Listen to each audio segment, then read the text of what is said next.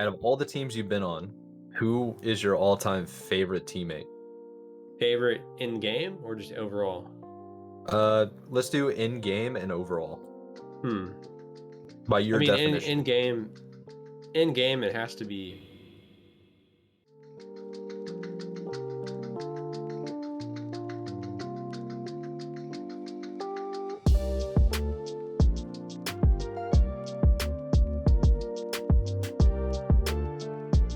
What's up, everybody? We got ourselves another guest episode for you today. It's one of my personal friends, but in the Halo sphere, you're gonna know him as Gunshot.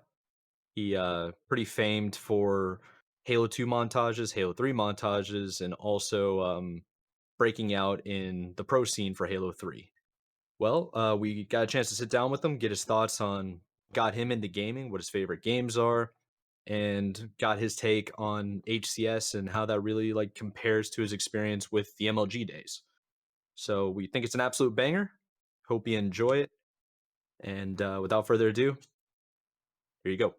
To start off, what got you into gaming? Like, what made you what is your earliest memory really of gaming? For me, it's playing on the Super Nintendo. Well, those are like the memories that stick the most. But I did play the NES, so I mean, I played like the Mario games. What is it? Duck Hunter? Is Yeah, that the Duck Hunt. game? Yeah, Yeah, Duck Hunt. Duck Hunt? Yeah, I played Duck Hunt. That was a lot of fun. I mean, it's crazy because like for the nostalgia of all those games, like I still have all that stuff. So like just like seeing those games again, it just brings back so many memories. yeah, yeah. I actually have an NES that I think my dad gave me. Um, like I'm only 24, so I obviously didn't get to experience all that, but like my dad actually still kept his, so he would have it around the house when I was younger, so I still got to experience like the old NES and played like Mario and Duck Hunt. He even had like the Zapper, whatever it is. He had a couple of Oh, those. nice. And I actually still have it. I still have all that on me because it's just like fun to just like if I find like an old like tube TV or something, just hook it up and play. It's fun. So Yeah, yeah, for sure. And then playing the Super Nintendo, I just felt like it was just it just took you to another world playing it. And then after that, I remember moving on to the Nintendo 64. I remember watching a friend play Mario 64, and that game was just so it just felt so advanced. I mean, like the first like 3D game that I experienced, it was just awesome. yeah. Did you ever get into the like PlayStation 1 or any Yeah. of those games? Yeah, I mean, like, so I was an only child, so I was spoiled. I had everything, you know. Like, so I had the PlayStation 1, PlayStation 2, Dreamcast, like, you know, GameCube. So I played a good amount of PlayStation 1. Mostly like the originals at that time. I remember playing like Crash Bandicoot, Spyro. Um, I remember some Tekken games. I remember playing like Tekken Tag Tournament on PlayStation 2. But yeah, my game collection is just like outrageous. I have too much. Have you pretty much kept all of your games that you've ever Yeah, owned? yeah. I never. I mean, most people got scammed and like traded their games to GameStop. I kept them, so like it's cool. Being able to look back at those games and I mean, I really like physical games, like just to have them and you can play them anytime and you own them. You kind of lose track of that when you have so many digital games. Um, then you never really have full ownership of the games if they're digital. So um, I remember looking at like my Xbox One collection that I have, and it's like, wait, I thought I had way more games than this, but it's really like half of them are digital, so Yeah. you don't Yeah. actually like have them. Yeah, that's very true. I think I actually only have right there is 6 Xbox One games, and, like, that's it, but on my console, I have, like, 50 because Right, I have, like, an external hard drive, and I've downloaded all of them on Game Pass. right, Yeah, I'm the exact same way. I think I have like 6 Xbox One like game cases in my drawer over there, and I have some like PS4 right, games too. But it's like most of it's like you're just buying online now. right. I mean, the convenience is just like you can buy it instantly and you can play it instantly, and you don't have to mess around with the disc. Like so, I mean, physical media is definitely going to be going away. Yeah, for sure. Yeah, you're one of the people that brought that to my attention when we went out to Charlotte Phoenix, like that LAN event. You're Yeah, talking about how like Nintendo was only making hard copies for 2 years and then they stop. right. Is that what It's you were crazy. saying? Well, I Yeah. mean, for some of the games, they have made physical copies for even like even a less amount of time.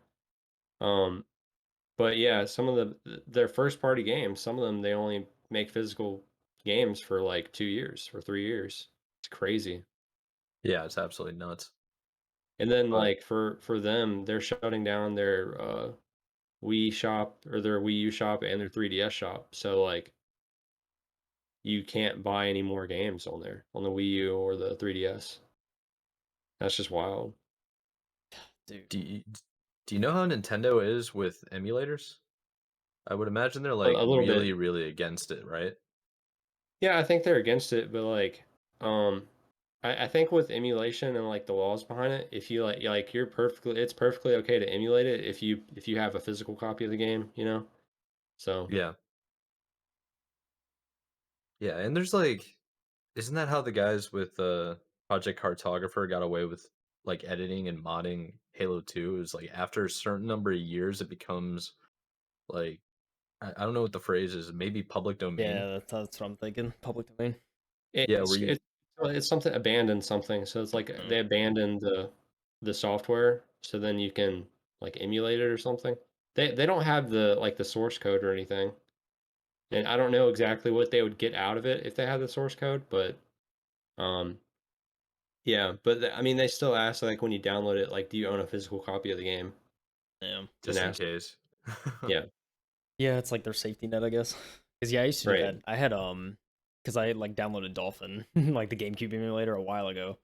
I Yeah, downloaded a couple games on that. May or may not have had the disc, but I won't disclose. It's a lot of fun though. Just like the ability to just be able to do that and just like play an old game like instantly is insane. yeah, for sure. Yeah, they're actually making N64 cartridges that are like mod packs. So my buddy has one where it has like something like 200 plus games on one single cartridge. So it has like Right. the entire discography of like all Nintendo 64 games in one little thing. It's so Yeah, cool. it's crazy how they can like kind of like retroactively just go back and do that, you know, with that system. Yeah, I remember they had something like that for the 3DS as well. Oh, really? Like a cartridge, yeah, like a cartridge that did the same thing. That's so sick. Yeah, I mean, like Raspberry Pis. Like, I don't know if you like know much about those, but like you can just like with a Raspberry Pi, you can download RetroPie, and then you have access to like the entire like Nintendo library and like all the way from NES to like N64. It's like crazy. Yeah, And it's just like a small little device. It's like can fit in your bag, and you can take it wherever and hook up a controller and play. right. I don't really know what a lot of the big companies think about emulators because the Steam Deck now has like emulators like built right into it. Like it's just like right to my knowledge, just like right on the like the home screen of it where you can just go away and just download whatever you want. Yeah, the Steam Deck we've covered a couple of times. It's pretty good tech. It's just it seems like they don't have the software like properly implemented yet. Yeah, But they do have like loads of games, and if the games are optimized for it, it's a really good purchase. for sure. I think what people are doing is buying it for emulation purposes. That's like Oh, the really? big draw to it for the Steam Deck, like being able to play, you know, any game you want on the go, like anywhere. That's actually pretty sick. Yeah. Yeah, yeah, yeah, for sure. Yeah, I think their only other competition would be the Nintendo Switch. I mean, they do have like there are other like Steam Deck alternates that are not Nintendo, but from what I've read, it's like the battery life dies so quickly and it's not as good quality, the performance isn't as good. But Steam kind of, I mean, it's a pretty good product. For sure. So, Yeah, they know what they're doing. I know they're like really backed up on orders too. Yeah, it's I think yeah. like October is like the earliest or something like that now. It's Yeah, crazy. it is. Did you order one? Yeah. I have a Steam Deck. I haven't set it up yet though. How long have you had it for? I've had it for I think like a month. Oh, and you haven't, but like, I opened haven't. it up and tested it out or Yeah, anything? yeah, I haven't played her. I mean, I want to, but I just been doing so much other stuff. So I figured Yeah. if I hop into that, then I'm gonna be, you know, I'm not gonna be doing anything other than that for a few days. Yeah. That makes sense. So what games have you been playing the last, like really the last month, right? Or since the end of Kansas City? Um, Damn, I can't even remember. I mean, I haven't really been playing too much. Like for me, it's kind of a good thing because that means I can like rest my hands, rest my thumbs, like kind of Yeah. recalibrate them. Um, I've been playing some Switch games, some Pokemon, and that's about it. I mean, just some Switch games. Yeah, I know, like, Kyle and I bought the Switch Sports, and I have still yet to play it. Yeah, He's shaking his head Unbelievable, at me right now. unbelievable, man. Yeah, people in my apartment have played it. really. So, they've used it. They said it's a lot of fun, but, I mean, that's Uh, gotta be a game I gotta play soon. I also wanna revisit, the Pokemon game, the one that's like a knockoff kinda style of, League of Legends. Yeah, What's the okay, name of yeah. it? Pokemon Unite? I think that's what Unite, it is, yeah, I think. Unite. I remember Yeah. watching that one on Twitch. I remember the ogres were like pretty good at it. Yeah, They they just were randomly playing. played it. I found that so nuts too, because Ogre 1 still lives in Australia, right? Like Melbourne? Yeah, And I don't know where Ogre 2 lives, but that's a huge time difference. It's like over 12 hours. yeah, for sure. And the connection, like back in the day, it used to be really, really rough. Like to play online for Nintendo. I remember the GameCube was super buggy, super laggy. You couldn't play anything. But I guess it's good now. Yeah, I heard that game was like really unbalanced. The Pokemon like League of Legends game. Yeah, Pokemon Unite, it's like it's it's not pay to win, but it helps to pay to Yeah, win, if that's that not. makes sense. Like Yeah, it's like you never can a good thing. yeah, you can grind to get everything unlocked, or you can spend like 15 to $30 and just automatically be better than like above 50% of the population. Yeah, Yeah. Just God. just on power-ups and unlockables and the character selection. Because you can buy characters, whereas everybody else is just grinding to unlock them. No. So, it's crazy. yeah. Yeah, they should allow like everybody to be readily available. But it's a super fun game. It's just, it can get sweaty though. I had a full lobby with a bunch of friends. I think 5 of us playing. I think that's the full squad, right? I think so, yeah, it's Like 5. 4 yeah, 5 or 6, and we matched up against other people, like, other 5 like, a other five-man squad, and you can tell that all of us were using comms back and forth, and it was like, "Oh my gosh, this is, like, really sweaty for a Switch game." Yeah. Is it crossplay? Like, can you play it with is it on Steam and other stuff? No, I think it's only on Switch. Oh, that's Yeah. I crazy. think it's I like didn't know Switch that. and Yeah. mobile, but I don't know if mobile and Switch are crossplay. I have no idea. Because I know that's how Nick was playing, Mike. He was playing on mobile. Yeah, he said he was playing on Um, mobile, but let's see. I'm gonna look it up right now. yeah. I mean, I feel like it should be. 'Cause that's like a I feel like crossplay is pretty important for games like that now. Yeah. Yeah, I think it's only, Switch and mobile. It doesn't say anything about being on, Steam, although that would I it would mean, break the game if it's on PC. I mean, I don't think there's any like Pokemon games on other systems other than Nintendo, and I guess mobile. yeah. Yeah, MOBA's the only other one, and, like, Pokemon Go being the most popular. Yeah. Did you ever get into that? For like the first like week. I did it for like the first week and I'm like I mean I was thinking like there's no way I can keep up with this and do this. There's just no way. Yeah. And I was the same. I think I actually like back then got outside a lot because of that game. Just like funny enough, but yeah, it's a Yeah. lot, man. It was too much. It was definitely too much to keep up with, especially like in school and everything. For me, it was like, yeah, too much. For Yeah, sure. I was walking all around Quail Hollow, which is, like, where, the PGA Tour comes. It's like Quail Hollow Country Club, so I was walking all around there for hours. It's just like in the middle of summer, southern heat, just drenched in sweat. Like I gotta catch him. I know. And if your Yeah. phone Twirling. battery's terrible, it's like you're just sitting there like with a battery in your backpack and trying to Oh like hold yeah. it. Yeah, it's bad. Oh Yeah, I yeah. remember That's seeing on Twitter, this is the closest we'll ever get to peace, world peace, Pokemon Go. It's just it's true though, everybody man. was united. Yeah. Yeah, There's people that made friends through that, and like they had like expos and Yeah. stuff too. It's huge. I It's remember still seeing super like popular. the memes too of the people on like the bikes with like 100 phones. Have you seen that? I Like haven't all seen that playing, actually. That's like they're too on their good. bike doing Pokemon Go, like with 100 phones. I don't know. I don't know what you can do with that. I guess he's like selling accounts or something. I have no idea.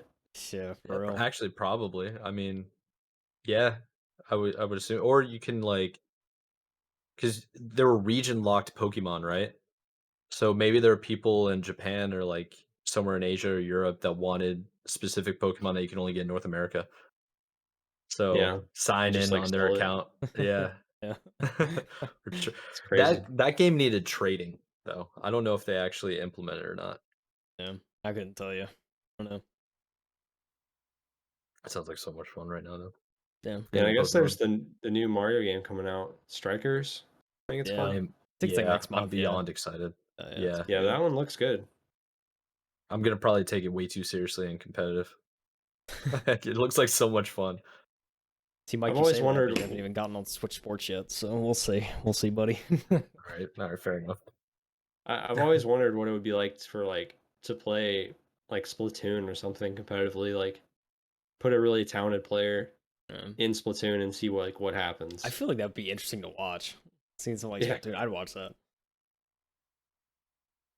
'cause I haven't. That's I know they were doing like competitions for it. I just don't know, like like a full how league. good. Yeah, yeah, Dude. Yeah, there's so many games that I like. It'd be so interesting to see a league just pop up. Like, cause like, I mean, like Splitgate was the most recent one for me where we saw like teams actually like, or like they're actually putting money into it. And so Yeah. I'd right. be interested to see what other games like, maybe even oddball games are like, hey, we'll put some money into an esports scene, see if it does well. Because I feel like Yeah, there'd be some surprises out there. Like, just throw it on a random like kids game or something, and you have like 20-year-olds sweating. I think it'd be funny. right. I mean, look what happened with like Super Smash Bros. Yeah. Like the competitive scene just so incredible. Yeah. I mean, like Like so Melee much too. talent Like the fact that Melee stayed alive for so long, it's like that game is for it's sure. crazy to watch Yeah. too. Um, Yeah, Super Smash is so weird too because they don't have any support from Nintendo at all. Like if anything, Nintendo just doesn't want them to make the game competitive and have a league. And yeah, yet they're still doing it. Like all the prizes are crowdfunded pretty much. Like they're having to self-run their orgs and like self-run the tournaments. It's nutty. Yeah, it's very interesting, like compared to Halo. With Halo being having HCS and putting that, kind of in the forefront of everything, and then Nintendo just takes the complete opposite approach of just like, hey, we don't associate with those guys. Like, it's Yeah, crazy. it's so weird. um, Which one do you think's more successful? I mean, you mean like Nintendo or do you I mean like guess Halo? I guess the the comparison between the 2 leagues themselves. So, like, the The leagues Smash League, themselves? yeah, Yeah. the Smash League and HCS. Yeah, it's I mean, as far as like viewership goes, I mean, I think the nod has to go to Smash, right? I mean, they can pull so many viewers from like any event, and they run so many events. Way more. See, it seems like at least on Twitch, there's way more events that are ran on for Smash than for Halo.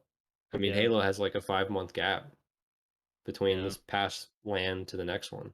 yeah. I mean, I think just like Evo alone, like that's I feel like it's more and more like more people know what that is. So it's like I won't say it's like a Right. household name, but like it's definitely up there. I mean, and granted, Evo has all sorts of fighting games. It's not just Smash, but Yeah. that's definitely a Yeah. big, big draw into Evo Smash. Right. And I think a big thing too is it depends on if the game is like if a lot of people play it, if a lot of people enjoy it. I think a lot of people have like really fond memories of all the Smash games. Yeah, yeah, for sure. Yeah, Um, that's a good point. I don't think anybody I've ever talked to has hated a Smash game. I've heard them say, Right. like, they're not particularly good at it, but it's Right. only because they haven't played a bunch. So I've, you ne- can get I've good at that. I've never heard anyone say like, yeah, Super Smash Bros. Melee, awful game, hated it. I've never heard Yeah. one person say that. Like, you're Or definitely gonna find some N64, yeah. right. Like, you're gonna find some joy in there somewhere. You know? Yeah. It's such a simple game too. Yeah. Just knock somebody off the edge. That's all A you gotta lot of do. imitators too. A lot of imitators. So Yeah. there's been a Yeah, lot of For real. there is. Yeah, I mean, like, there's like Nickelodeon All Star Brawl. I found out like, a couple months ago about Yeah. that. I was like, this is a yeah. thing. Like, just take Nickelodeon Oh, yeah. characters and do the same thing. It's There's the funny. PlayStation one. I literally just saw a tweet like an hour ago that showed a picture of the PlayStation All Stars, like their version of Oh it, yeah, and someone said, "Does anyone remember this game?" Yeah, me neither. Like, just so yeah. forgettable. Real. Yeah, so true. There's another big one that's on Steam right now that, like, I think they just started up a new league for it. Something Brawls. But yeah, I think it has a harder skill gap than Smash does. Like, it's you have to be way more precise with your inputs, whereas, like, Smash was a little bit more forgiving because it was Yeah. on, like, old tech. Right. Yeah. Dude, it blows my There- mind when you see like when you hear about like frame data and like all the frame data like charts. Like people have a whole Excel sheets of each character and like each move and like what frame it executes at and like Oh, it yeah. gets I so love technical. I love that so much. Yeah. Like, I'm so used to, like, with Halo, you don't really see that. Like, you don't see like the comparable thing would be like time to kill charts with each gun and things like Yeah. that. I know Mike worked on one a while back just to get the data correct, but I mean that data is just not there. Like, people don't really care about as much like they No, do they don't. the Smash community. Yeah. Yeah. I mean, they're so Yeah, I love different that. games, right?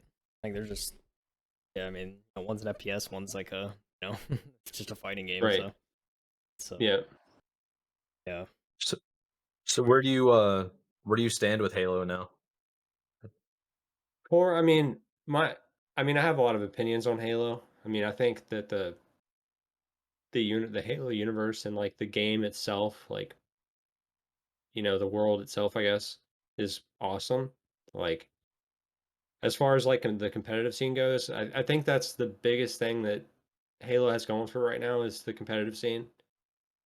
Um, but the casual scene seems like it's really missing because a lot of people that played the game casually, they may have played it for like the first like week or two when it first got released, and they just stopped because they just weren't having fun with it. That's why you kind of see like a lack of so many people that just don't play anymore. Yeah. And it's sad because like a lot of the people that I've talked to a lot of competitive players that um said, hey, I just used to be a big team battle kid. Like, I just used to play big team battle, and then someone got me into competitive play, and then I just started playing that.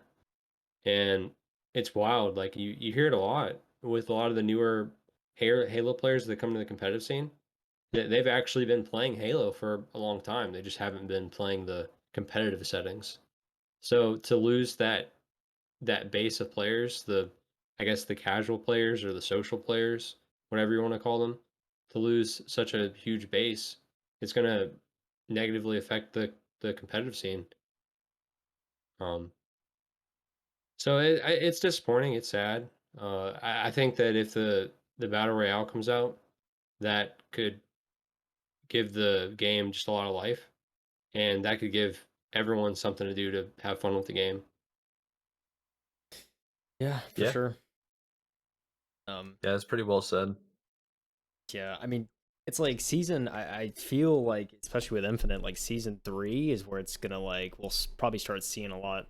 I mean, I don't know if necessarily we'll see like a bunch of people come back, but it's definitely gonna be a lot more enjoyable of a game. I mean, you all Forge, the BR is rumored for post season 3, so it's a year after release, which is unfortunate, but I mean, I guess it is what it is. Um, Yeah. Well, hopefully with Forge that will change a lot of things. I mean, I don't know if you guys saw, but right now there's 17 competitive game types. So that is that's the most that's ever been in Halo. It's uh, like you it was hard playing before, like going into scrims knowing you have to play 13 games. yeah. It was like hard going into scrims that way. But with 17, it's like there's just almost no way you're going to be able to finish a scrim. and stay sane. Yeah. Because a 17 game scrim might take like 4 hours. It's Yeah, crazy. if it's close. Yeah, and if it's like a sweep, it's like maybe 3, Yeah, maybe. Oh So, man. Yeah, I mean that's the thing. Like at least on the competitive front, like adding more maps, it's like there's definitely like I feel like there should definitely be a cap. like I think yeah, adding maps for social, like please add more maps for social. I think it's great. But yeah, I right. mean I was thinking about that too. Like because they announced Catalyst, that new map. I was like, okay, I mean they'll throw that in the rotation, I'm sure. But like, how's that? I mean, especially if they're adding a new mode on top of that, and now it's like inflated the amount of games. It's like I hope they don't go too much more with competitive at least. Right. The thing is, they can definitely subtract game types, right? Because Yeah, everyone is agreeing that Catalyst Slayer is just the worst game type. So just take it out. There's no need. yeah, Like if you have 17 game types, like go ahead and just remove a game type that's just clearly worse than the others. yeah, for yeah, sure. I don't think it would be the first time they've removed game types in the past. Yeah. Like, wasn't, Halo 2 for, Beaver Creek, they had CTF, and then they realized, like, red base had the ultimate advantage, and they win pretty much, like, 90% of the time or more. Yeah, that was a little bit different though because at that time I believe there wasn't like the download maps, the map pack hasn't came out yet, so like Sanctuary and Right. Warlock they weren't around, so they had to kind of put something in the place. So then when those maps came out, it was just like clearly much better than playing like Beaver Creek Flag. Yeah. Yeah, I think Halo Infinite is still redeemable, um, for from a casual standpoint because big team battle actually works now. Because when the season 1 dropped, it pretty much broke big team battle for a good 3 months, and nobody was playing, and people are tired of just doing quick play like assault rifles, pistol, or going into ranked. It's not really fun to do solo grinding ranked. So big team battle was like people's real way for them to get the feeling of Halo. So that coming back, I mean, we've seen some of the numbers increase, at least on Steam charts. So it's making a growth in the right direction. It's just gonna Right. take time. Yeah, it's just kind of how long is it going to take for Halo to be in a place where it's one of the top games, Like, because that's where I've always kind of looked at Halo, especially since from playing Halo 2 and Halo 3, it was like the game. It was the Mhm. competitive game. And then now it's just like now it seems like a small indie game. Seeing only like 1,000 viewers on Twitch, like no one's really paying attention to it. So hopefully it can get back to being a top competitive game. Yeah, Yeah, hopefully so. I think because it's on PC now, I think they have more options and more flexibility to actually improve the game itself. So it's like if you get to the point where you can increase like the tick rate on the servers and just make it an overall better running forming game on PC, then you can go to these tournaments and they'll have PC set up, Yeah, and then you won't need the consoles anymore because they're sort of limited to what the Xbox One can do. right. And because that's like the lowest thing, because it is on the Xbox One, so that's like the lowest bar that they have to meet, and could be potentially like the highest bar they can meet. Yeah, it's unfortunate that tournaments are like that. If you guys didn't know, in the AM scene, you play on Xboxes, and then when you make the pro bracket, then you play on PCs. So yeah, going from for and almost everyone plays on PC rather than Xbox because it's just clearly better online. If you get if you play on Xbox online, you just get completely smoked, and then the scrims just aren't. You just don't get out. You don't get a lot from the scrims if you're playing on Xbox or someone from your team is playing on Xbox. Um, so almost everyone is practicing on PC, and then when you go to competitions, you have to switch over to Xbox when you're going through the open bracket, and it's a big difference. The biggest difference is the input lag. You feel it right away that there's a slight delay, and there's just certain things on the Xbox that's a little bit different than the PC version of the game. So it'd be nice if they could kind of fix that to where it's just PCs only in the AM bracket as well. Yeah. Yeah, that's a good point. And just the online experience in general is pretty rough. Just the servers are pretty inconsistent, and then however they design the game with the animations. I remember we went through and we found out that like the explosions of grenades take place and like deal damage on your character before they begin an animation. So if they're sliding, wherever you start the slide is where you'll take the damage, and it's kind of the same way when you're getting shot as well. So you can never really like dodge and run away from shots, and it's just always like compounded on online, Yeah, just adding that extra element. Yeah. That's probably why people I die remember behind that. walls Like, so much, right? It's like you're just, Yeah. oh man. yeah, I remember in like the first week of playing the game, like someone would throw a nade and I would run and slide away from it, and the nade would still hit me, and I'm like, I was definitely so far away from that. But yeah, when you start the slide, it like still counts. The game thinks that you were where you started the slide, and you just get hit by that. Yeah. It's as if you're leaving your hitbox behind you when you slide. Yeah, It's so bizarre. So it's like you're not like it gives you the illusion of you getting shot behind walls when you yeah, might not be. It's weird. It's kind of like it reminds me of OG like Halo 2, Halo 3 days when the servers were not like I guess it was peer to peer. So what the host would see would be different than what like the client would see. right. So, but it's just I don't know how it works. I'm not like a developer, but it's frustrating to say the Yeah, it's least. frustrating for sure. Hopefully they fix it. I mean, I see it taking a while for the game becomes like good. I mean, maybe like a year or two from now, I could see it being good, possibly having like a big bounce back. The battle royale, if the battle royale is like actually good, then that's gonna change Halo completely, I think. Yeah.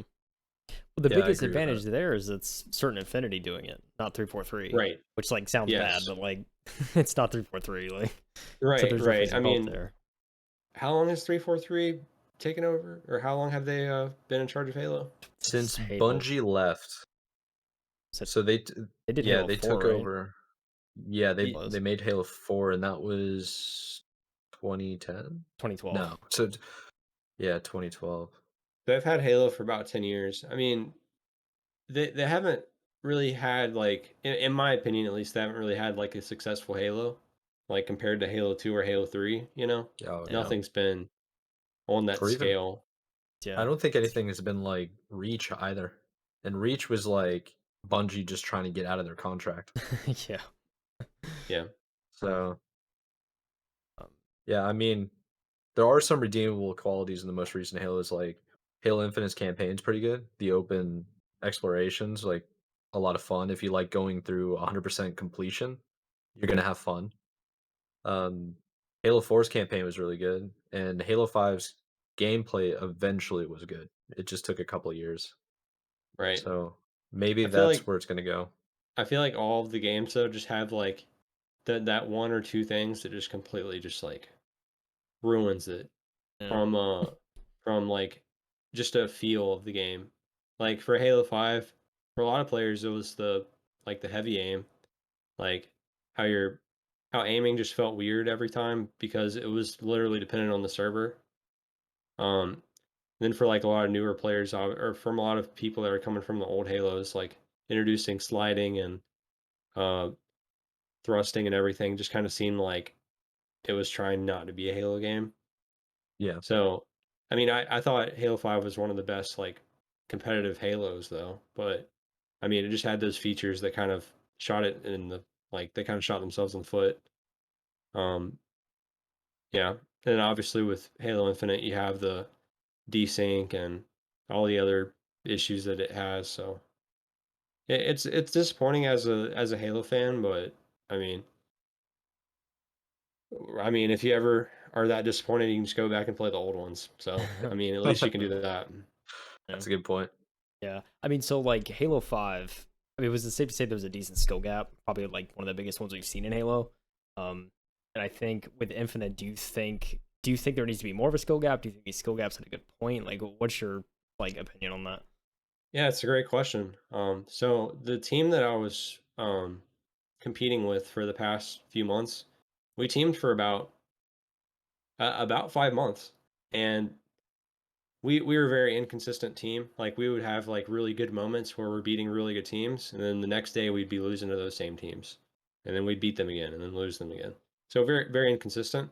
But what I've kind of found is like we couldn't really figure out we couldn't really pinpoint the problems that easily on the team. Like, all right, is it just one person on the team that's messing up, or is it something that we're doing? Or like, what's the issue? But the reality is like the game itself, there's just not a big skill gap where you can do things that drastically affects the game.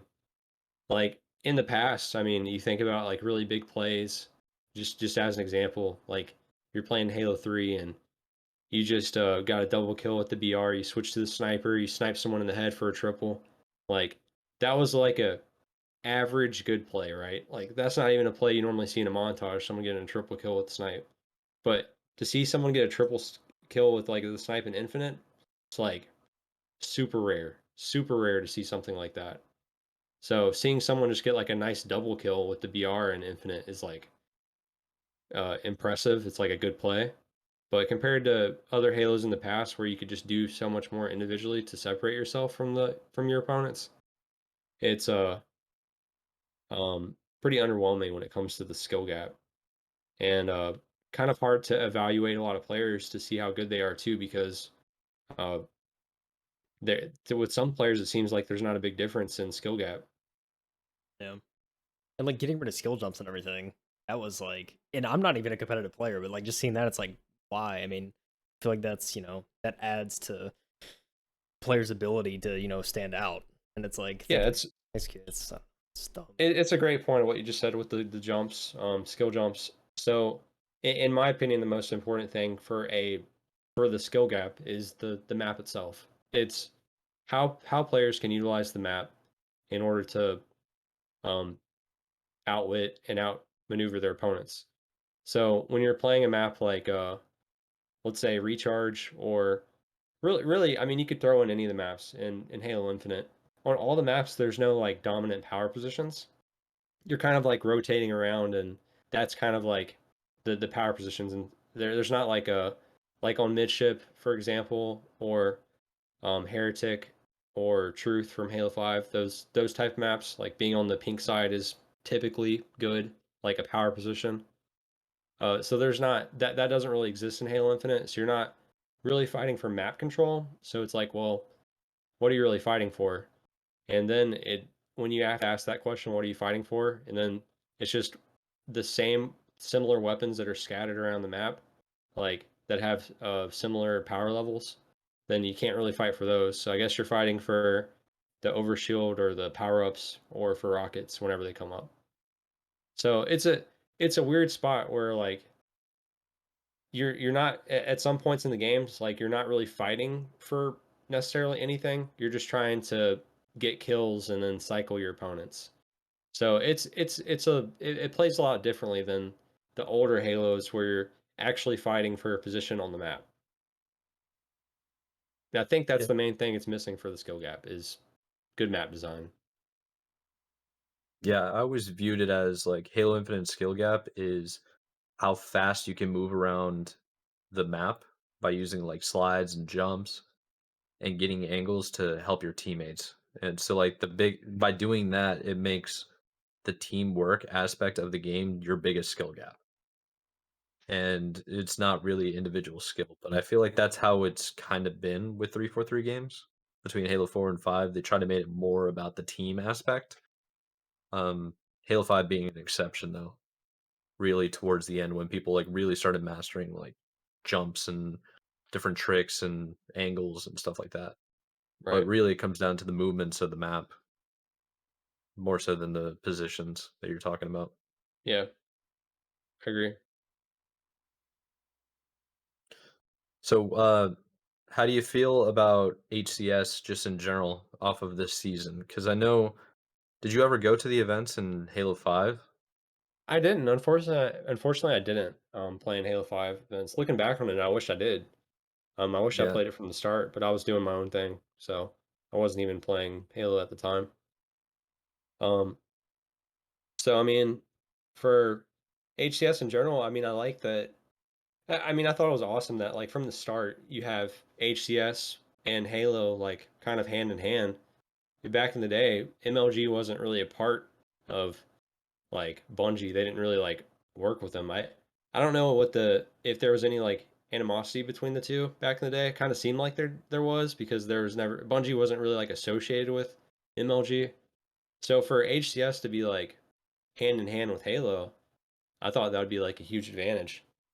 But it seems like it's actually the opposite. It seems like um Halo wants to kind of be involved too much with HCS, and that takes away from uh the competitive side a bit from it.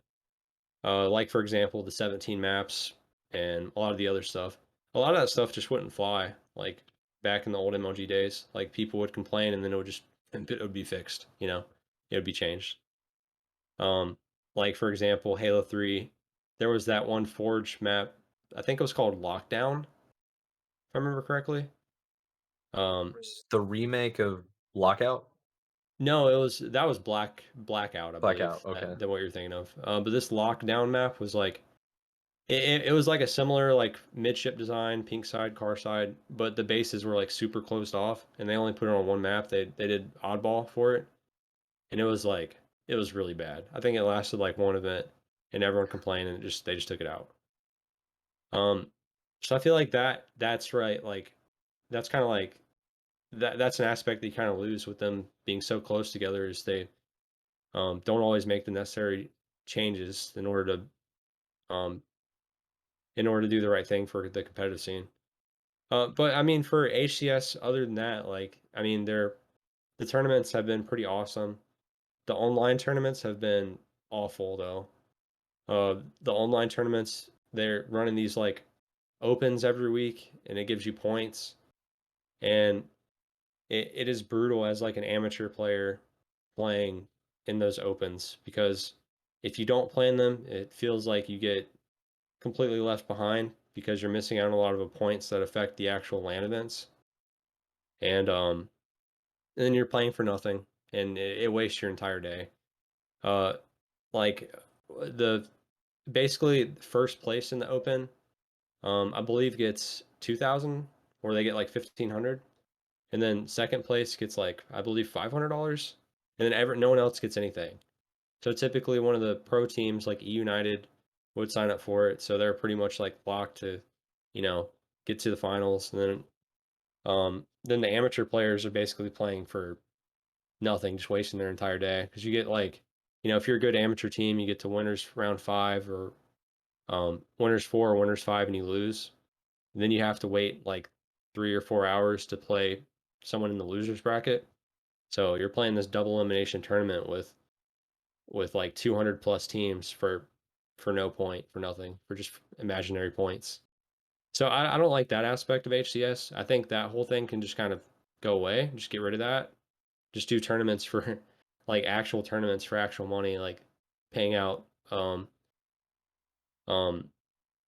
certain player or paying out like more placings, or just completely limit the pro players and have a pro player tournament and then have an amateur tournament. So I think they can do a lot they could do there's a lot of room for improvement for online tournaments. Yeah. Yeah, that's pretty much being run by Face It. And Face It typically does really good tournaments and leagues for a lot of shooters, the CS:GO being one of them. Yep. But they're actually changing after the split. So split 2 ended and everybody's points are now cut in half, or like split 2 begins. It's one of the two. We're at the end of a split basically in the season, where your points are cut in half. And they've set it up now so there is an amateur and a pro series where they're doing like the open series is what the amateurs are called. And they're paying out with actual money now for the remainder of the season, which will be good. But like you said, if you're not placing the top 2, they're not gonna get paid. Yep. Hopefully they do separate the pro teams though, because it's not really reasonable to have a Goliath like Cloud9, who never participate in this stuff, but like E United does. And I think even somebody like Exit has participated too. Yeah. Yeah. Um, Exit. Yeah, exit. yeah, Yeah, exit. Yeah, a lot of like the teams that were in the like top 8 round to like top 16, all of them played. yeah, It was just like the select, just like Optic and Cloud9 and Sentinels. Like those guys wouldn't play, but pretty much and Phase. Like so those like 4 teams wouldn't play, and then every other team would, you know. Yeah. yeah. So it's How like, do you dude, wait. how do you feel about doing the tournaments for practice at least? It's interesting because you don't really get much practice out of best 2 out of 3s, and you're sitting so long, like sometimes in between rounds, especially like if you get knocked into the losers bracket, you're just like, staring at a wall basically for 2 hours and or 2 or 3 hours until you play. Yeah, So I mean, I've talked to my team before. Like, I think it's better just to not even play in these tournaments and just to scrim. Like, we can actually focus on improving rather than trying to win this best 2 out of 3. Um, and uh, and another thing is like, there's all the online stuff, all the question marks. Is my opponent geofiltering? Is my opponent cheating? Like, there's a lot of these question good marks point. that when you're playing online tournaments, you just can't know for sure until you're playing on LAN. Yeah. Well, see, that's the biggest thing. That was the takeaway I got from Kansas City was like online means nothing. like Sentinels coming out and just dominating. It's like especially a lot of analysts didn't see that coming. And it's like this is a team that was just locked in for like the month before, and it's like you see Optic and you see them just dominating online because they get the Texas, they have Texas hosts. So it's like they play really well and then they just play poorly on LAN, and it's like Right. I mean, people were saying online means nothing, and it's just true. Like, especially in this game Yeah. too, it's even amplified. Yeah, for sure. And just to kind of put it in perspective, some orgs have flown out people to their headquarters in Texas and played in these $2,000 tournaments, like these open series tournaments. So like orgs are paying a lot of money to these players and to fly them out to playing this tournament to potentially win $500 each. So it's Yeah, like, what are we doing? none Why of are it. we like what are Like we doing? This is nowhere, pointless. nowhere near of a return. Right. Jeez. But the brand recognition, right? I guess that's The the brand argument. recognition of, Yeah, since they weren't even showing it on Twitch. They weren't even showing they those weren't. open Yeah, tournaments on. So Halo and HCS stopped broadcasting them. Um, I don't mind them like not broadcasting it, honestly. Like, you know, that's fine with me. Someone else can broadcast it. But they should have at least like every other week there should be just a tournament, like just a big tournament every other week. yeah, Why isn't there? Why isn't there like, okay, the Pro Series is if you get into the top 8, and then now you're in the Pro Series for, let's say you're guaranteed to stay in the Pro Series for 2 tournaments. And then if you get like a certain placing, like then if you stay in top 4, then you stay in the Pro Series, and then the 5th through 8 have to go back to an amateur tournament or something. Like, I don't know, do something. Like, who cares? Make up the yeah, rules, do something. Like, make it entertaining. Because playing in these tournaments right now is just not. It's not entertaining, and it's boring. They need to make it single elimination too. yeah, yeah. Especially if it's that many people, like that many teams. If it's over 200 teams, I mean, you got to do single elimination. I Yeah, think. yeah. And my point for single elimination is because like once you're in winners 4 or 5, and if you do lose, you're waiting 3 to 4 hours before you play. So I would Yeah, rather just lose and be out and just be done with it. Like, it would make everything go way smoother. Just once you're out, you're out. Like, it's not going to change the placings that much, especially when people are already like seated. Like, it's not. So just do that. yeah. That actually it reminds me of Rocket League, and I know you've only played Rocket League with me, right? Like a couple of Mhm. times. Yeah. So Rocket League does periodically every couple of hours they do tournaments online where you just sign up. If you have 3 people, if you have 2 people, depends on the tournament. I think 3 is the standard where well that's just the standard Rocket League in general. But you can just sign up like there's a tournament now at 9 and then one at 12. And I think it's like that every single day. And if you sign up at single elimination, you get knocked out, you get knocked out. But if you win, it's like, oh, you get like a banner or like in-game like banner or like skin or something like that to That's basically a say, that's hey, I a won. in-game tournament. Yeah, in-game tournament. It's like built into the game, so all you have to do is integrate and good to go. Some of these So companies, what they come up with is just like, why can't other companies do that you care about? You know, yeah. like why isn't that on Halo? You know, like let's just Yeah. make I that a thing. imagine a single elimination Halo Infinite tournament that happens every 3 hours. Yeah. Yeah, and there is a lot of Halo Infinite tournaments like ran by other people too. Right. So that I've played in a few of them and they've been shockingly like ran really well, like better than some of the Face It stuff. So I mean, Yeah. there's a lot of tournaments that are going on. Not really big prize pools, but you know, almost every other day it seems like there's a Halo tournament you can just kind of hop into. Yeah, definitely. I think for HCS, and I know I've talked to Kyle about this, is HCS should start doing like themed tournaments, I think. So just like fun pickup tournaments. Like let's say choose kind of similar to what they did at Kansas City when they had I think Renegade and Lucid being captains and they did just draft. Like that was basically like team pick, but at the top 8 level. They should be Yeah, doing stuff like that or just like 2v2 snipes or like 2v2 fiesta, you know? And just do like random cash games that they don't matter, they don't cost any money to get in, but it's like strictly for entertainment. It's like a spotlight or a showcase to bring personalities to this like the esport. I yeah, think Yeah. that's what they're missing a lot of. for sure they are. I mean, that's just like the fun aspect. Like when you're playing Halo competitively, like the part that's fun is the competitiveness, right? You don't really Yeah. have the fun of like, you know, or the randomness or in vehicles and stuff like that. Like you don't have the that type of fun like when you're playing competitively normally. So it is kind of missing. Yeah. Yeah, I mean, talking about just getting the more casual audience back into it, if they can see like these top level pros playing game types that they wish they were playing or like wish they could play or something, if something is like, dude, something stupid like flood, you know, or like zombies. Have a zombie tournament. That'd be kind of funny. But it's just like all of Optic and Cloud9 and Phase. It's like I why wouldn't casuals want to watch that, you know? I think that'd pop off on Twitch.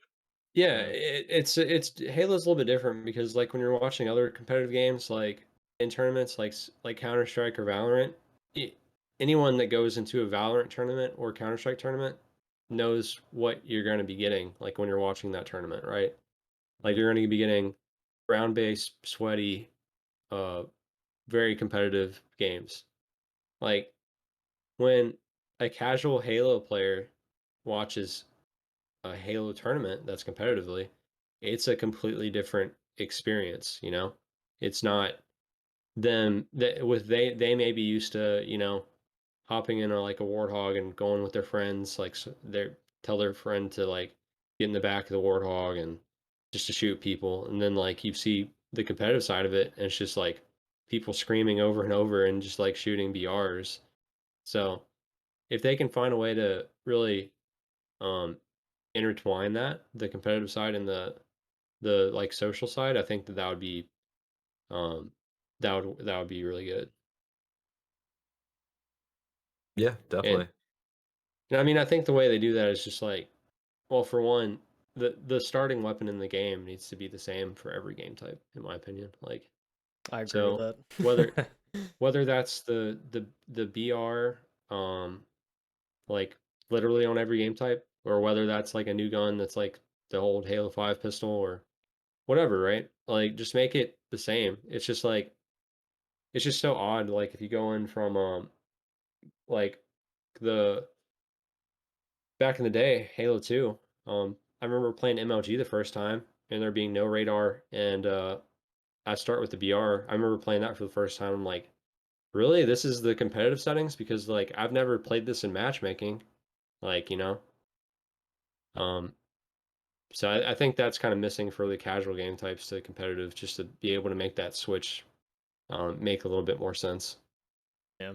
Dude, like whenever I play FFA, I so badly want VR start. It's like I'm running around an AR and like you occasionally get the wall VR and you have fun Right. for like a minute and then you're just back to like I yeah. can't think of another game where you spawn with like a brain dead weapon, like the AR or something, where you just like hold and spray it. Like what other game is like that? Yeah, I can't really think of a shooter that does that. Yeah. So it's like, why don't you just put the precision gun in your hands and like have the AR be like a pickup? Yeah. I don't know. I mean, yeah, I agree. Because it'll give that relatability and make people want to watch. Be like, yo, this guy's really good. Like, Right, right.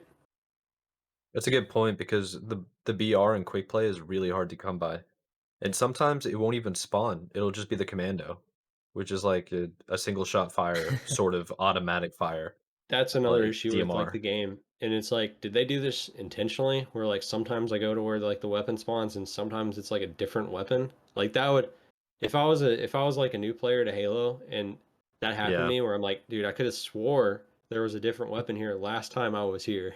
And it just like oh yeah, it's just random. Like, what? What do you mean it's like why? Why is it random? Why is there different weapons in this spot? Yeah, And it's different for every time you load up the map. So yeah, at least it doesn't right. switch in between like rounds or Yeah, like mid yeah. map. And it's like then we talk about like on live fire, there's the power up which changes every game, and it was so like I think the first month of the game being out, it was so funny. Like everyone talking about it, they're like, "Oh, it it's always overshield on Slayer. Or no, it's always camo on Yeah. Oddball." Like, and everyone just kind of thought that in their head, but in reality, it's just literally random every single game. And then people finally realized, like, wait, is it just random every game? Because I'm like, wait, I've played a Slayer before, and last time I played Slayer was Overshield. Now it's camo, so it's definitely random. Like, Yeah. I why? remember like how I found out about it was when I showed you you referenced it earlier, the Excel like spreadsheet that I have of when everything spawns and how they spawn. I was working on live fire overshield or live fire power up, and I was like, okay, let's load up into Slayer. It should be overshield. And then I load up into oddball. It was still overshield. Then I loaded up into like what's the other game type?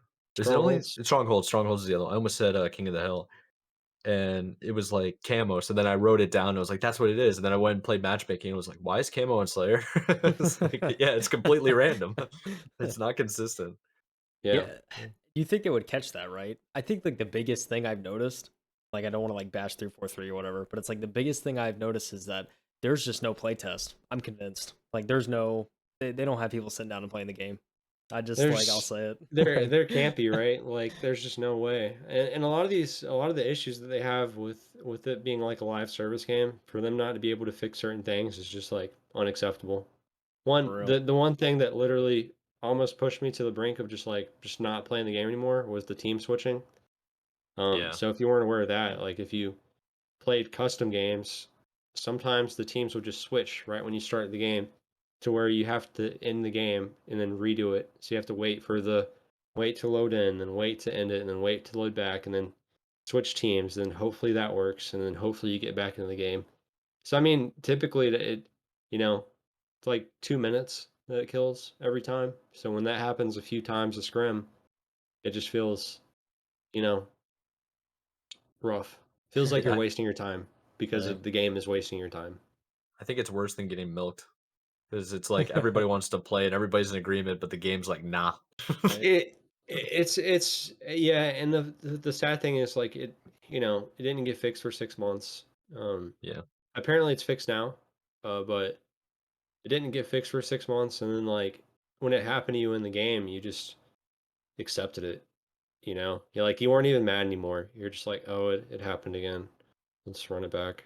Like you weren't even like mad anymore. It wasn't even like this game or anything. It was just like That's a good point. yeah, it was just like, all right, I guess you're just used to being just like, This is milked just Halo again. Infinite. Yeah, Just used to seeing Ty in the middle of your screen. Exit. yeah. Okay. Yeah, and to add to that, obviously not to like butcher 343, but the worst part for me was when you finally got the teams figured out and done. You can go through like strongholds usually was like the longest game type.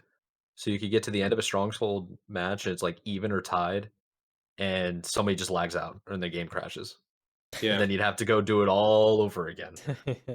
It was infuriating. right. Um, So I mean, it's pretty easy to like, complain about 343 or complain about Halo Infinite. And I think that's the issue is like when you're looking at other games, yeah, people aren't complaining about 100 different things, for Apex or for Fortnite or Counter Strike or whatever it may be. I mean, there may be like a few issues or like a problem or two that they need to address, and they typically address those issues pretty quickly.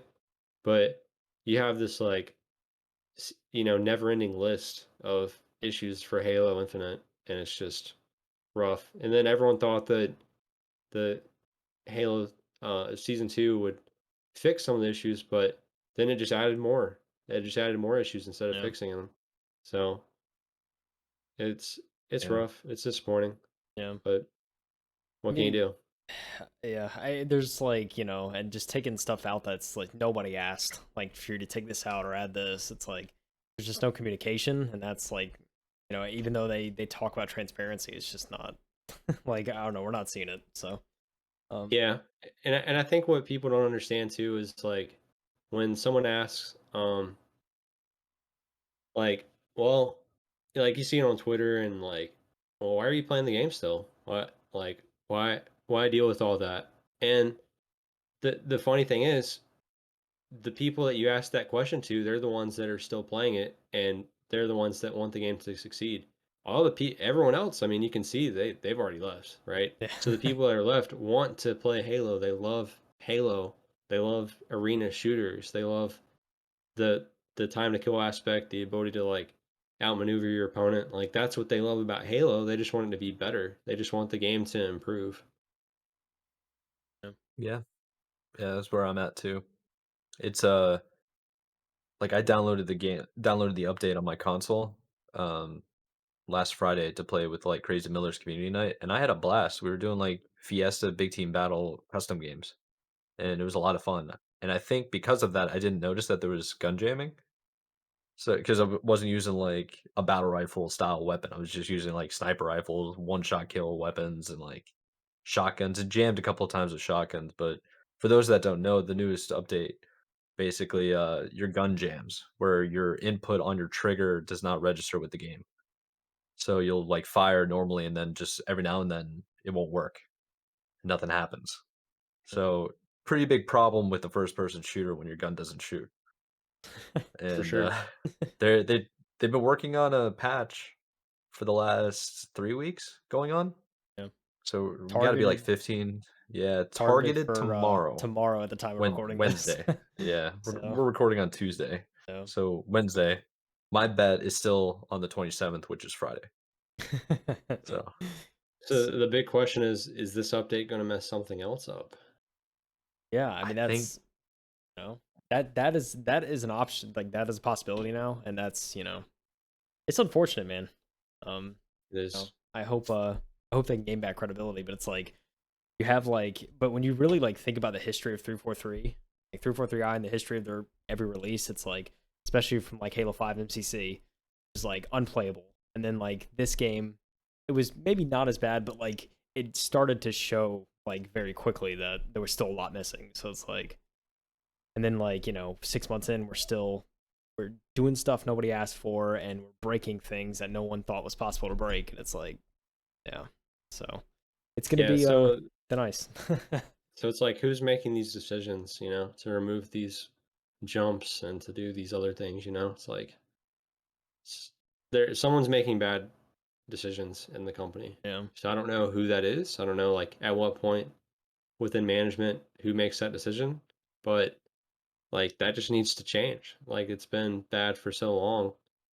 yeah. Just Yeah, something's not right over there. And like I like been telling Mike and our like, or all our friends, it's like I really I would give anything to get like a game journalist like Jason Schreier over at 343 and just have him sit in for a month and just report everything. Like I would give right. so much for that because there's definitely just like something like I think a lot of the people, especially like community team, they just like they don't like have any idea of like the decisions that are going on and what's being made, and it's like they're getting blamed for it. But I don't. I I would think it's not their fault. You know, it's like it's definitely something going on in there, Yeah, but for sure. I mean, that's the thing. There's a lot of like really good people that um are in charge that are devs and things like that. Like there's a lot of really good people that work for 343.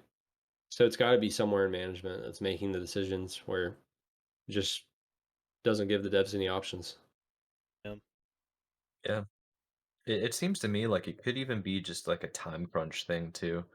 Just not it's so obvious that they're not testing the patches and they're not testing like the season updates because I got gun jamming in the first 5 minutes of my first game. Yeah. And it was so consistent that I was shocked when it didn't happen. So why like how did nobody catch that?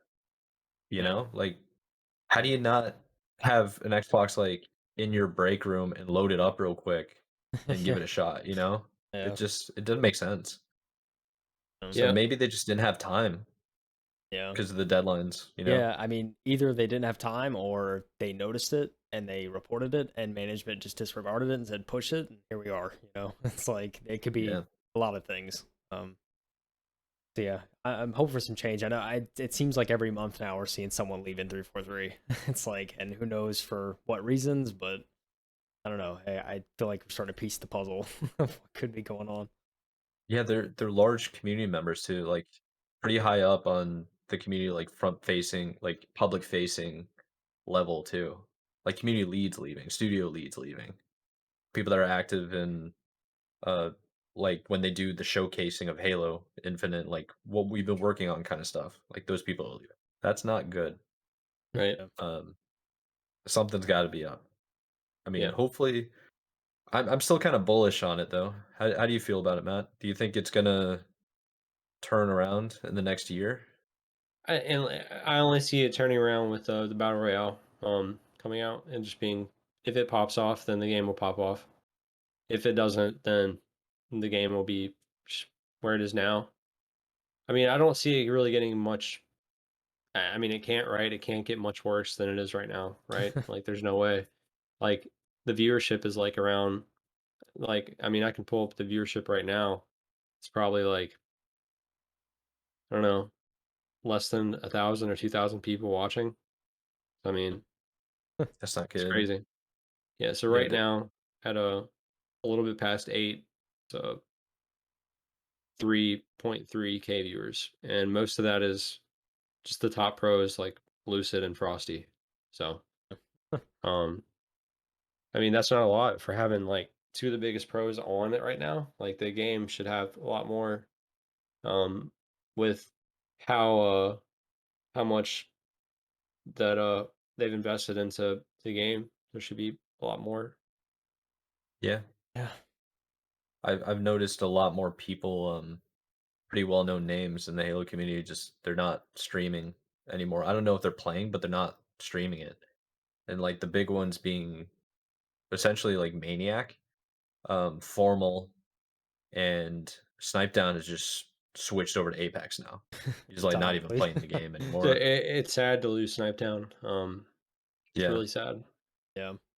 Yeah, like whenever I like whenever I got back from KC and I saw his first Apex stream, it was like and he's just like, "Yeah, I don't know about Halo right now." And it's like it's kind of scary. It's like cuz he's one of the Yeah, biggest faces and it's like, "Jeez."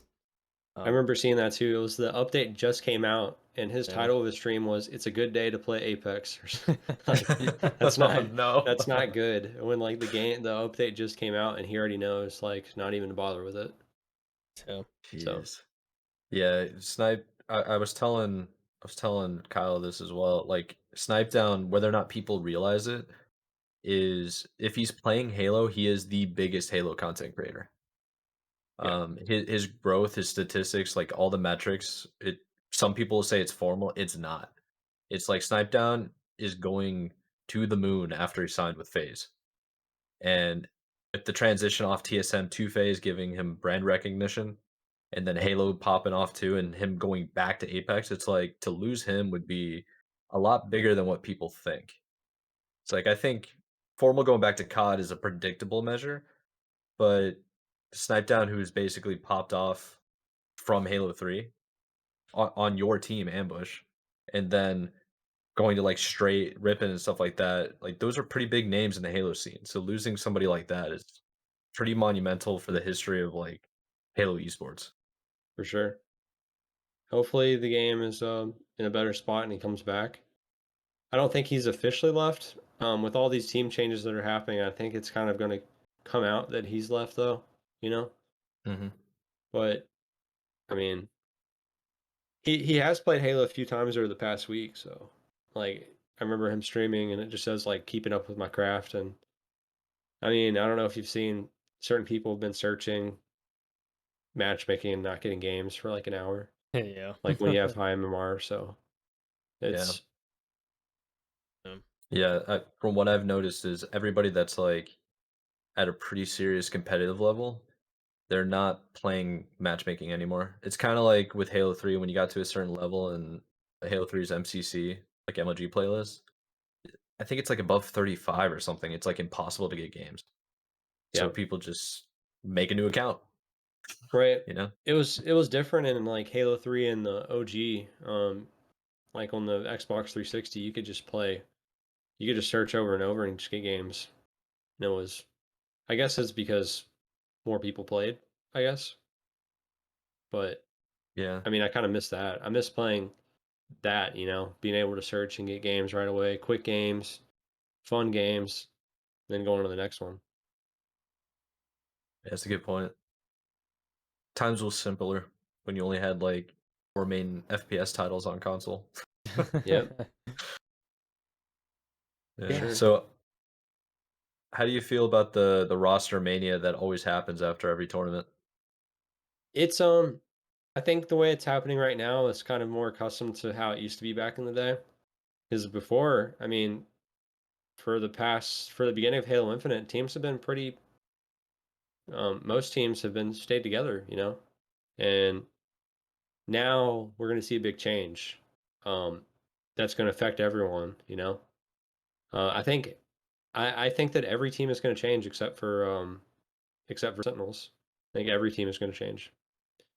So it's going to be Who wild. what do you like where do you think people are gonna go? Like who are the main ones that you've heard of or I mean, you're I've you're heard today guessing? Bound is going to be. I mean, what I read earlier, there was an article for it on, is the website called Dexterio? I say that Yeah. right? Dextero. Yeah, Dexerto, Dextero. something like that. Yeah. Yeah. They said Bound is going to be replacing Renegade. So I mean, obviously Renegade was the best on Cloud 9, so he probably left to go to a better team. So he probably left to go to either I mean probably Optic, right? So what does that mean? Does that mean Formal goes back to COD, or does that mean that he's replacing APG or Trippy? So Yeah. I mean, who knows? And then from that, someone on one of those teams is going to be on the next best team, like a United or FaZe or whatever, and then someone from that gets dropped from FaZe is going to go down to Space Station or whatever. It just keeps going down. So you never really know with the Rostermania like what's going to happen or whatever. And that's the sad thing about like looking at the teams. Like right now, um, I'm a team of two with Squilly, and I'm still playing Halo Infinite. I'm still competing. I'm enjoying competing.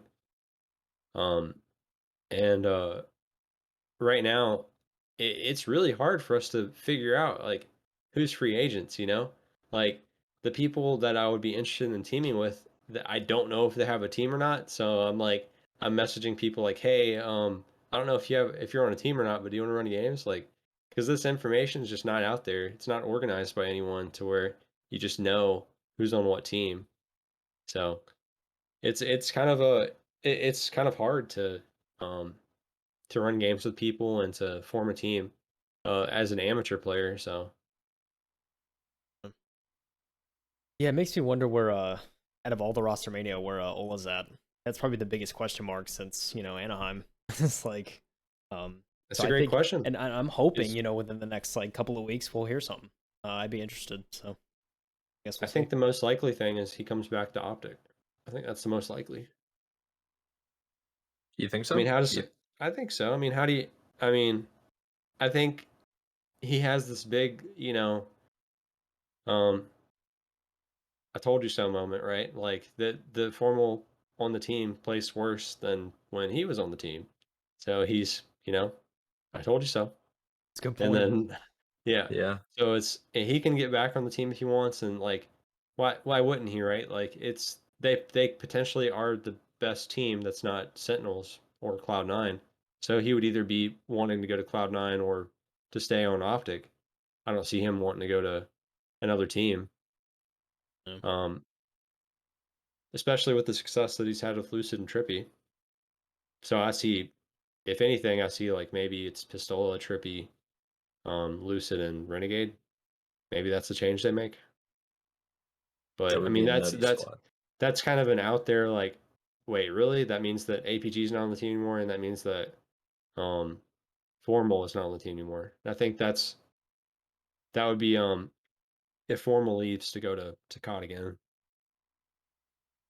Yeah, I guess it really all depends on roster lock. I mean, they might not say or do anything about it publicly unless it's has to do with contracts and it like leaks. Like Dextero made it sound like it was a leak because I don't know Yeah, if you saw it on Twitter, but Eco, Renegade's teammate, and I think even was it Penguin too. Stellar This too? Penguin.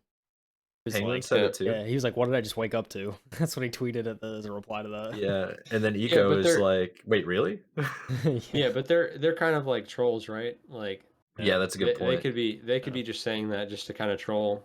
Um, but I mean, Renegade could be making a move. I mean, you never really know. But I mean, that's the other thing that kind of brings up to bring up when it comes to competitive esports and specifically Halo, is there's the job security is just like not there at all. Oh yeah. Like you cannot play Halo and play it as a career. You just can't do it. Like, um, you see the best teams right now. Like, even if you're on like a top three, top four team like E United, like look what happened with Spartan. Yeah, Like, look what happened with a lot of these teams. You just can't do it. And those teams are making, the most money. So what does that say for a top 8 or top 16 team that are making a lot less when it comes to tournament winnings and their orgs are paying less? So it is a very rough position, and I think it's in a bad spot really. Um, to basically to compete, you have to be playing it full time to compete. You have to be playing in the tournaments that I mentioned every week where you're um, using your whole day to compete to play for nothing. Um, but you have to do that to get those points to be able to go to the event at a higher seed. Um, so I think that point when it comes to Halo is it's rough. Like I remember playing back in the day in Halo 2 and Halo 3. Like I mean, you could play it like part time and be really good. You didn't have to play in a weekly tournament. You could scrim like twice a week and like, that would be okay. But I mean now you have to commit so much time and you're not getting job security out of it for committing that much time. Yeah, it's a good point. So do you think would you rather prefer because like back in the MLG days for Halo 2 and 3, there were more events than there was in this HCS season. And I don't know if that's because Anaheim wasn't open to the public and it was only open to right the top 16 teams Yeah. for North America. And like the European like the other regions, they don't really have lands at all. It's yeah. like It's whatever unfortunate. local yeah, whatever local place that they have, but do you think the fix is to have, like, maybe every 2, every 3 months to have actual LAN? That way Why you aren't we can doing it kinda every figure out month? yeah, that's a You good know? point. Why isn't there a tournament every month? I mean, that would make way more sense to me. The other thing is making it affordable, picking a good venue that's affordable for everyone. Um, which I mean, I think Esports Engine is in charge of most of that, and they do a pretty fantastic job normally. But I mean, just keeping that consistent, picking an affordable spot, um, not a place where the only water that you can get is, $8 in the hotel. Like, Yeah. that's been a venue before where the only, like, the only place that you can get water was the uh whatever the $8 one in your room was. Um, but I mean, I think that would make a lot of sense. But the thing is, they need to make the LAN experience better for the game itself. They've done a great job at the tournaments where they have the different booths and they have the main stage. And man, being watching the game at the main stage of the tournament is a completely different experience than watching it on stream. Is so awesome. Yeah, Um, Yeah. really so is. I mean, the problem with it on LAN though is the game itself is very rough. When it comes to setting up the game, there's so many settings, senses, dead zones, audio settings, video settings, UI settings. Hmm. Like it never ends. Like when you're going through your settings, it takes me 15 minutes to go through, like no joke, 15 minutes to go through and change every setting. So why can't that just be tied into my account? And why can't I just sign into my account and just be done? You know? Yeah, Right. Um, so that needs to be a thing, like where you can just easily copy all your settings, so you don't have to do it every time. It makes warming up way better. Because now, oh, I just spent 15 minutes doing my settings. Now I got to warm up for a few minutes yeah, and then play. Yeah. And that's if you have an official that will let you warm up. Because sometimes, like, if the tournament Raleigh, there were so many people there. I think they had like 212 teams, I think was the total. And because there were so many, they had to make sure that they were moving at like a good time, like a good pace. So what ended up happening towards the end of like Friday, Saturday night was they were just like, sorry guys, no warm-ups. You gotta just go straight into it. Once your settings are good, get in the lobby ASAP. And Yeah, it's like, I haven't played in 6 hours and I'm only in round three. Like, come on. Like, right. it's rough. Yeah. Um, yeah. I mean, So I KC think there there was does less need to be. teams, right? KC was far less teams, which I think made it quicker. yeah. But I mean, Xboxes and It stuff in hand, was so it was like 117, if I remember right. Yeah, yeah, 116, 117, something like that. Yeah. Yeah. So I mean, it was a lot less than Raleigh, for example. Unfortunate that the teams dropped in by half from that tournament to Raleigh, or from Raleigh to Kansas City. Um, but I think a lot of it was how they handled the tournament in Raleigh. Like they did a much better job in Kansas City for the bracket and the amateur scene and stuff. They did a much better job. And they need to correct. They need to have correct brackets. A few times they've said that there's no like rhyme or reason to their seating sometimes in some of the matches, like when a team loses basically and goes into losers bracket where they land, things like that. Um, and yeah, I think if they tighten that up a bit, and the biggest thing is Halo itself changing the being able to sign into your profile and copy your settings. That would be so huge. That would make LAN actually like enjoyable. Like I like I dread going to the next station and copying all my settings. I remember one Yeah. team asking like after a match, they thought their side was like messed up, um, and they wanted to switch sides, and I said, hell no, I'm not switching sides. Like I'm not doing my settings again. Are you serious? They probably took it as like, he wants me to be at a disadvantage. It's like, no, I just don't want it at the time. I said that straight up. I said straight up, like, I said, no, there's no way I'm putting in all my settings again. Like, Yeah. I said, you saw how long it took me to do it? Because I changed so much. I changed crazy amount of stuff, like in the settings. yeah. Yeah, I change a bunch too, and I have an image like saved on my phone and a web like a Google Sheets where I have it in order of the menu page. So like when you go from like whatever it is, graphics to video, video to audio, and then audio to I have that all like one by one to make sure that they're all changed. But the new Right. update added more options and also moved them around more.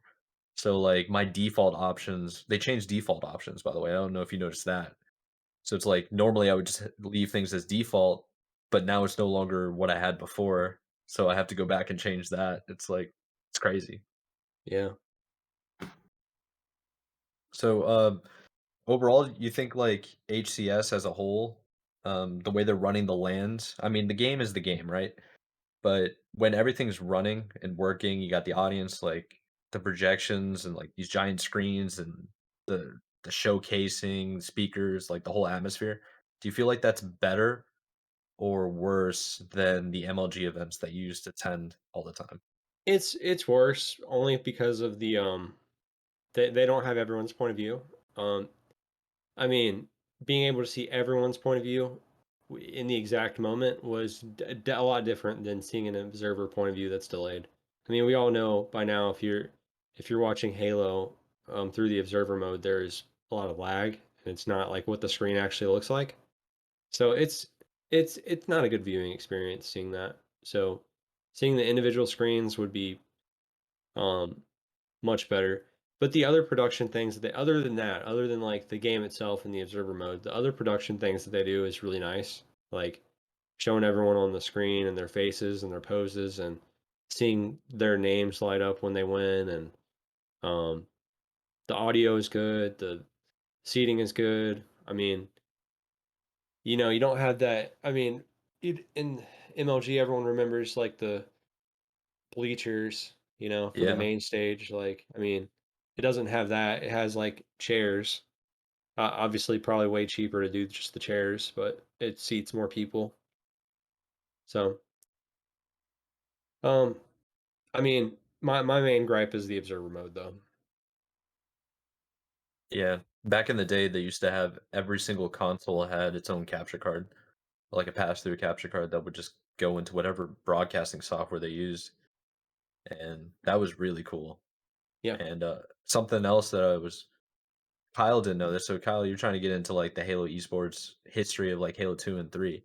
They yeah, saved everybody's VOD from every tournament, Yeah. and they published it online underneath, like, a pay-per-view service, and HCS doesn't have that. But you Kyle, correct me if I'm wrong, did you say that they will provide the pro teams VOD of Yeah, the LAN? they mentioned that. I think Tashi mentioned that after Raleigh. There was something like over a terabyte of data of like all the pro teams from like their webcams to the actual gameplay. If you look in like the pro like videos that they make of like the recaps, you'll see or I think like Sentinels was a good one because it actually showed like the team playing a lot and like it actually like you heard their comms and saw their gameplay real time and it's like and you like heard them communicating and it was like it's so they're actually using a lot of that footage that they get. So yeah, I mean, pro teams get that. They get the treatment in the back of the venue where they can practice in peace. And yeah, so I always was like running, just like joking about it every time. Like, yeah, it's that pro team privilege, I guess. But yeah. I mean, it's been it was very obvious that the pro teams and the partner teams had the game before everyone. Like when the yeah, game launched, it was very obvious that they had it for about 2 weeks and they played it before everyone. Um, So there's that, and there's a lot of other things that the partner teams have the advantage of. Like what you just said, you basically just said, you know, that they have film, the partner teams have film of the games that the public doesn't have. yeah, So, I mean, they could review that film, they could see what happened, what went wrong, in the games. I mean, that's just, yeah. I don't know. That doesn't seem right. It doesn't seem fair, Yeah, but hey, I definitely don't think it's fair. I mean, the most, I mean, the most Sam's get, like what I noticed, like when I spectate is like when I'm over the booths, it's like afterwards you can like take a quick like photo of like the stat lines, and that's like all you get. And then you can like sit there and maybe right. see who has most kills and talk about maybe what Yeah. people could do from there, but that's all you get. so, so Yeah. I remember like before Raleigh, my team at the time, G1, was kind of like tied to um with Space Station Gaming and another team to potentially like get to the final spot into the pool play. And they didn't like have all the rules like together, and like it wasn't very like it was like in a gray area, and they kind of just like nodded Space Station to go ahead of us into the pool play. So, like, because they had a rule where it said you had to have your team at a certain time to be able in the pool play, and their team was past that time, because Formal left their team, um, and they had to have a replacement. So they kind of just like changed the rules on the fly for them to get ahead of us. Yeah, and they were already a partner team like at basically at launch of Halo Infinite. Yeah. So, I mean, there's definitely an incentive for them to do that, Right. which makes it even worse. Like, Yeah. Yeah. so So I mean, we've seen that. We've seen, and they've said from the start that the partner teams would not have an advantage. That's something they've stated before, that partner teams won't have an advantage over other players. But I mean, just the sheer fact that they've played the game before everyone else. I mean, that's just that. Like at this point, 6 months down the road, not that big of a deal. But like for the first few months, having a week or two. I mean, a week is huge, right? But having 2 weeks or more being played the game before anyone else, that's crazy. yeah, and then less than a month later, the first event was like Yeah, taking place. and just to kind of put it in perspective, some pro players, well, a lot of pro players were invited to go to 343 and play the game about a year before the game came out, and most of the game from talking to them didn't change. So Yeah, it's crazy. So, I mean, they've known what the game is going to be like. They played the game before it came out. I mean, crazy.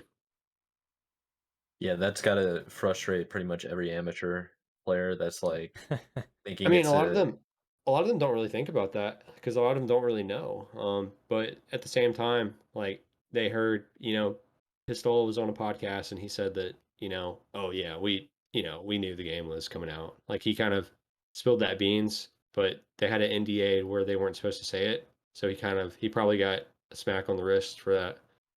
Um, but I mean, that's pretty much what people know. Jeez, It's I actually just didn't know that Pistola was on a podcast and yes, messed up, pulled a Tom yes, Holland and leaked it. yes, he did. Oh, Jeez. Yep. Well, the more you know. Maybe that's why he hasn't been around. Guy's been I MIA. no, I doubt it because that was I'm like trolling. yeah, that was way before, and like a lot of people like Sentinels was kind of like feuding with them at the time because they weren't scrimming each other, and I remember like Yes. Frosty and other people trying to like throw Pistola under the bus, like look at what your pro player is doing, he's leaking this stuff that you signed an NDA for, like, but I mean, Y all of them knew it, like all the partner teams knew it, so yeah. like That's so I don't interesting. know, Yeah. Halo's such a weird thing when it comes to the competitive scene. it It's just is. it's very clicky. It's very, Very, very. It's more than anything. It's very like the social aspect, the yeah. politics behind it. It's crazy. Yeah, it's absolutely nuts because a lot of it is from my perspective, I'm seeing people getting put on teams that it's like, I feel like you're just adding this person because maybe they have clout or they're like you just like them, but there's other players that are way better that they've said no to. You know what I mean? Yeah, It, for it's sure. it's weird. It's like we And trying to and that win. and that kind of unfortunately that kind of goes back into the skill gap that we talked about before. I mean, when there's not that big of a skill gap, it's like, well, is it worth getting this person with clout, even though the other person might be a little bit better? Because I mean, there's not a big skill gap, so is it going to really affect us much? Yeah. So It's a good point. and the other aspect too that we mentioned on is like if the majority of these tournaments are being online, you don't really know how somebody's going to perform until you play with them on LAN. Yeah. yeah, So for sure. You never know. You never know. I mean, like we saw one team. I'm not gonna like call out people, but Spartan called out one of the people by name in one of his tweets. But we played against their team and online, and they were unreal. Like, but at the tournament they didn't place very well. But online they were so much better. Um, and so one of them was suspected of cheating online, and yeah, that's the thing. You never really know, right? Like you never know if someone's cheating until you play on LAN to where you know that they're not. yeah, It's crazy. uh, that's why we need more LAN events, Yes, basically. exactly. Yeah. That's the only way to solve it. I mean, there's so many different ways to cheat online now that a lot of players are utilizing, and you never know. Like, you never know. Yeah, I think I believe Tashi had mentioned because like they're starting the season two, or I guess the second year, and that was definitely something they're looking into is at least tightening up the lands. Now, if they're doing like the big majors, I don't know how many they would have if they still have the same amount, or they try to throw more in. But I mean, we'll see. I guess what comes out of the year two. But yeah, I kind of hope for that. That'd be interesting to see more LAN events. Yeah, I I'd be interested to know if like how much more expensive it is for them to run events compared to how it used to be back in the day. Yeah, Like what aspects cost more? Because that's I think that's what's stopping them from these big productions is they realize like, hey, we can do online events and like save a lot of money by just doing online events and not doing LAN events. yeah. Um, Yeah, you're so how not do wrong. they cut those costs to where we can have more LAN events? You're gonna have to do. You're gonna have to go back to like they keep talking about grassroots and embracing community members that are running tournaments. They need to go back to helping out local land centers run tournaments. Yeah. Like Penn Halo, I mean, they have some faults here and there, but they just like closed up shop. And who knows if they would have had a little bit more help, a little bit more finances, or had like just even have somebody come in from esports engine that is really good at setting up tournaments. Just come in for like a week and give them a rundown of like their step by step on how to set it up properly. Like a little bit of consultation stuff. You never know how that can help a small land center out. Like orgs Sure. and their warehouses, like embrace them to do like an optic gaming warehouse in Austin. Half the teams are down in Austin now. Like Right. like just do a local like scrimmage, Yeah. anything. Yeah. So I mean, Optic pretty much did that for a COD event. I think like the first major or something. Like it was very down there, like Optic's headquarters and everything, and they pretty much ran it. Yeah, so and that's a good point. Why doesn't Halo or these orgs, why don't they own these like venues? Like it doesn't have to be like a venue like a convention center, Yeah. but just a big enough space to run an event. Like Yeah. own it, run the event there, make that the place for the event, and I think that would be pretty helpful. That would be nice. Yeah. Yeah, I mean, I think the biggest thing with like Kansas City was like the fact that KCP was like the home team, and like if you were in that venue and you and like people on the stream heard it too, but it's like every time KC was playing, like there was a home team crowd, and like they were getting rowdy. Like that was Right. the energy was like immaculate. Like I just loved it. So I For mean, if sure. more teams, if like we had an optic event or phase event or something like that, you have that home team. It's like everyone's gonna be rooting for them. So yeah, that would actually be pretty cool to because we're getting into the area of traditional sports where people have home field advantage. yeah, Where it's like, okay, well, we got to go to their stadium and compete on their home turf. It's like, well, it's not their stadium; it's a warehouse, and this is where they have all their content creators. It's like that actually be pretty sick yeah, like franchise it, to but do. don't franchise it. You know what I mean? Like, Yeah, franchise it within reason. yeah, Yeah, like Yeah. like don't don't CDL it, don't. but like Yeah, please don't put a $20 million price tag to have a team. That's dude, insane. yeah, God, So, but yeah, Yeah, I remember seeing the main esports engine guy uh tweet out that to rent someone was charging him for the weekend to rent out one of the places $640,000 it's insane. to rent for the weekend, for like one weekend. for one weekend. So like why not like buy a warehouse, you know? Yeah, Like buy a right. warehouse, I run know, your shit right? in there and like Yeah, I just mean, use it like Halo could be doing that. I mean, they definitely didn't use that 500 million or whatever for the game, so you know, yeah, the budget. Yeah, yeah. yeah. My guess on this 650, what venue do you think it was? Because I got 2 guesses, and for me, it would be one of the gardens, either TD Garden or Madison Square Garden for Yeah. 650 grand a weekend. I mean, it's got to be right, but probably not. It's probably something just I don't know. I mean, they went to Meadowlands so many times back in the day. So I mean, I imagine something like that. That'd be so nuts. Take it back for, like, old time's sake, where Meadowlands was, like, one of the most popular venues. That was Meadowlands was great. I mean, the thing is like with the old MLG tournaments is like they were so memorable, like all the venues and everything. Um, like that's why like Raleigh was really nice too, because that like just having the same venue, like the same convention center or whatever, like that was awesome. That was like a throwback. Mhm. Um, yeah, I mean, I still remember. I still have a lot of memories from the MLG tournaments, like going to the Chicago venue, um, the Dallas, um, I forget where it was in Dallas exactly, but like there was also um the Anaheim tournament that's happened a few times in Anaheim. Like there's been some awesome locations for the tournaments. Nice.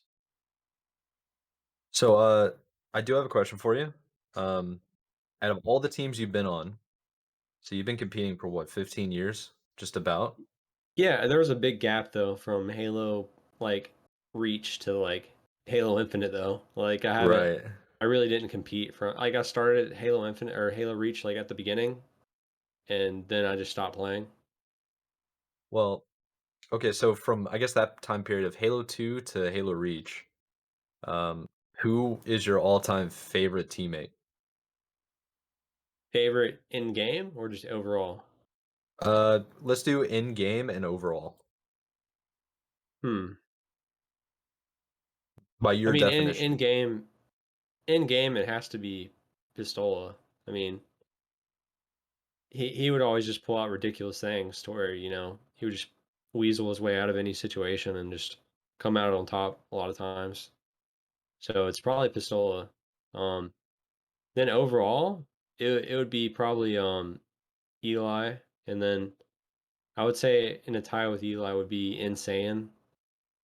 I team with a guy named Insane for Halo Reach, and that guy was the funniest person on the planet. If he was a content creator, he would crush everyone as a content creator if he did that. He was the funniest person.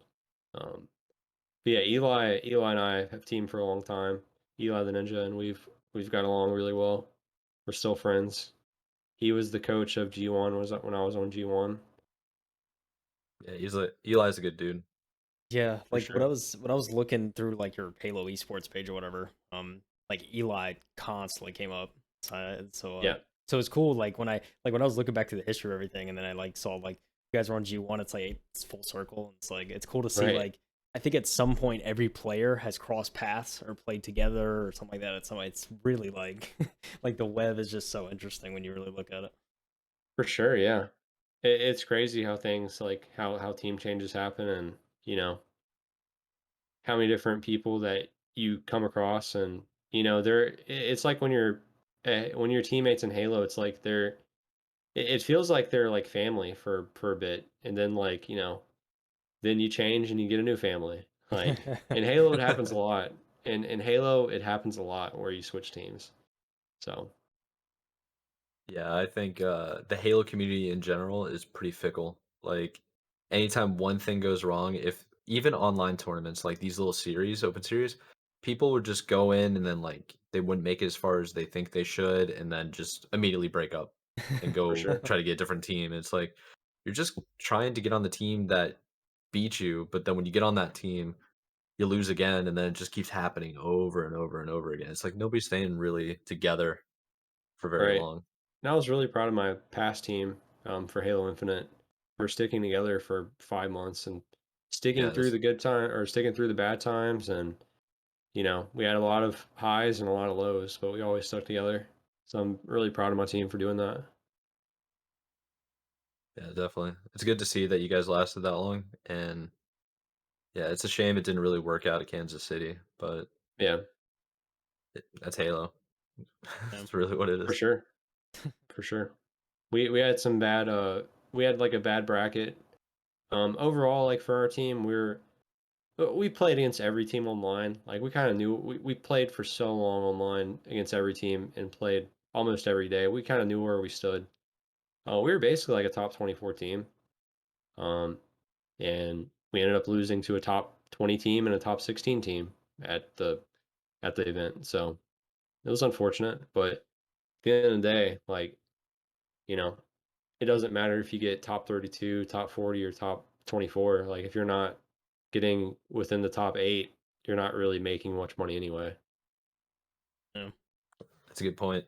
So leading forward with Orlando, I guess the goal for you guys is to get two more people and then compete for top 12 because top 12 at Orlando gets to the championship, Yeah. the Top 12 major in is Seattle. top 12 is definitely the goal.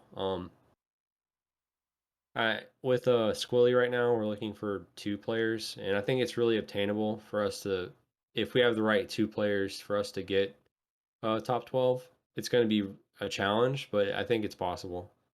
But that's definitely the goal. Anything else um would kind of be like a failure other than top 12 because you don't get to qualify for Worlds. Being being top 12 in Orlando, being able to go to Worlds where there's a $1 million plus prize pool already, that's huge. Yeah, sure. Yeah. Yeah, like last place is getting a couple hundred grand. Like that makes it everything worth it. Right, Yeah, right.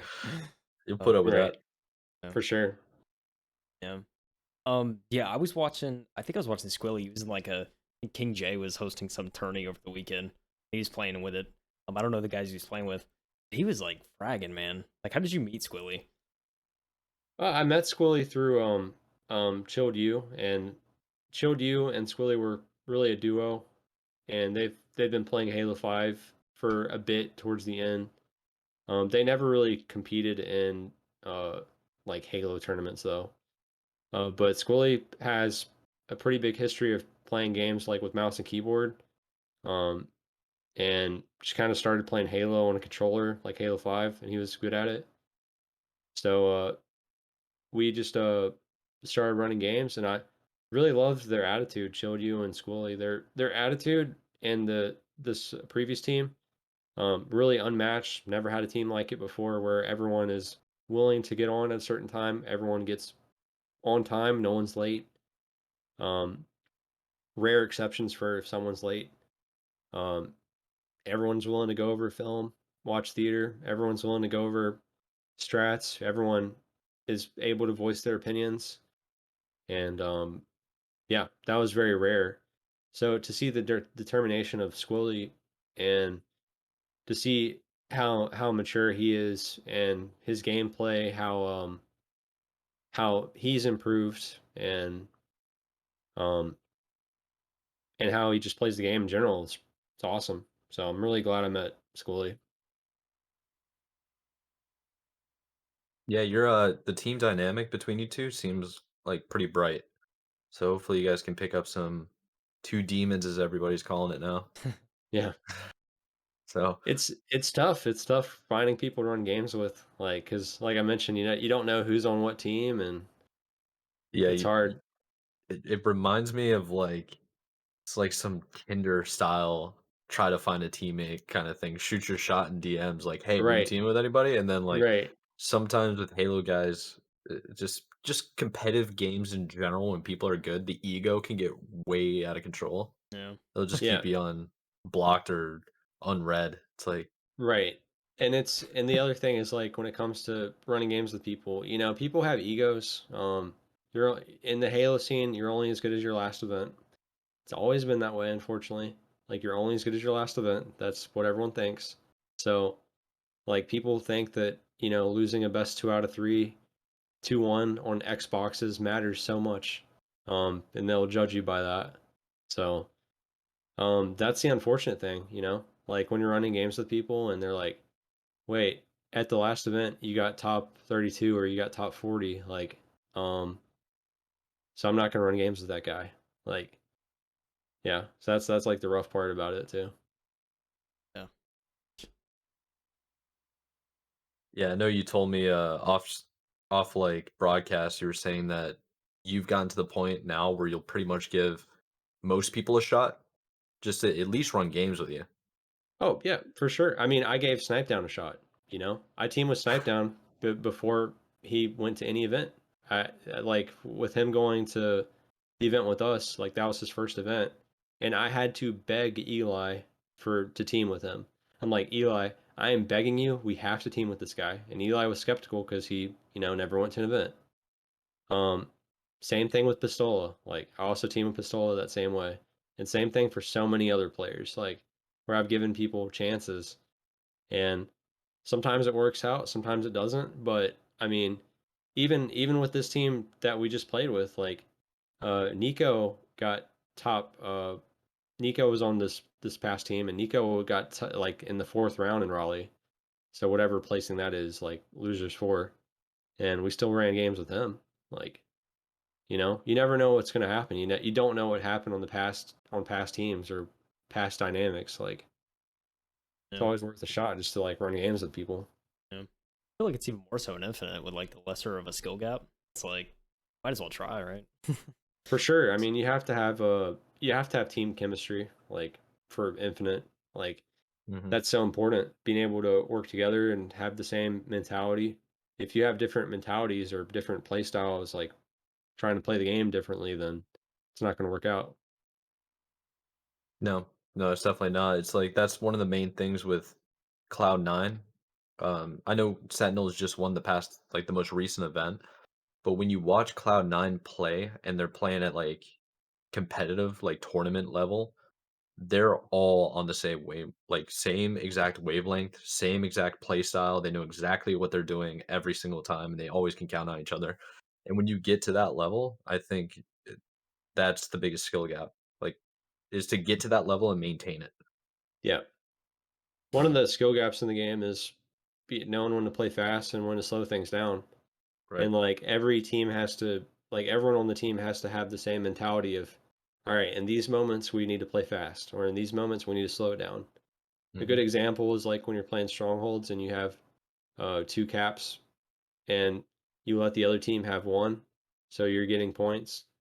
Like you need to have the same mindset of everyone on the team needs to be on the same page to whenever you need to play for the third one or if you need to hold it. If one Yeah. person is not in agreement or if one person is like if you're supposed to be holding it and then one person on your team is going for the stronghold and he just dies and gives up his life, then that allows the other team to, push for free and take the stronghold that you have. So just have to be on the same page. Yeah, and that's really what makes team chemistry the most important thing about Halo Infinite on at the competitive level. For sure. So I know we've kept you for longer than we anticipated. So if we want to wrap up, we can. If you want to tell people what you've been up to and what you're striving for, and basically what you got going on in like gaming and Halo, really. Sure. Right now in gaming, I'm trying to create more content that's just fun and enjoyable. So that's what I've been thinking about and working on. And I plan on still competing and looking for teammates with Squilly and running games and having fun with the game still. And I'm really excited for the battle royale to come out, and I think it's going to be a hit. Yeah. So I'll definitely be playing that and creating content for it. Are we eventually going to see a another gunshot montage? Yes. For Halo 2, I have piles of clips. Um, it's just a matter of when's the right time to either edit it myself or get an editor. I'll probably have an editor do it. But yes, it'll be if you are interested in Halo 2 montages, it will be very good.